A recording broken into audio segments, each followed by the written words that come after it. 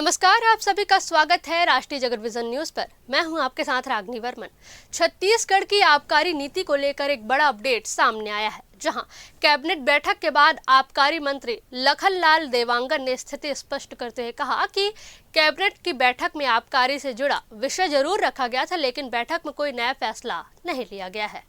मंत्री ने साफ कहा कि साल भर के लिए तय नियम कानून पहले ही निर्धारित किए जा चुके हैं और पुरानी आबकारी नीति ही यथावत लागू रहेगी। उनके मुताबिक शराब नीति पुराने नियमों के अनुसार ही संचालित होगी, इसमें किसी तरह का नया बदलाव नहीं किया जाएगा। इसके साथ ही मंत्री लखनलाल देवांगन ने यह भी स्पष्ट किया कि ना तो कोई नई शराब दुकान खोली जाएगी और ना ही मौजूदा व्यवस्था में कोई परिवर्तन होगा।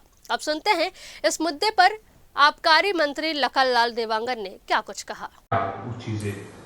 आज कैबिनेट में आबकारी विभाग का भी प्रस्ताव सम्मिलित था और आबकारी विभाग का साल भर का जो नियम कानून है उसके संबंध में कैबिनेट में अनुमोदन लेना हर वर्ष अनिवार्यता रहता है। आज की कैबिनेट में किसी भी तरह से कोई नया निर्णय नहीं लिया गया है।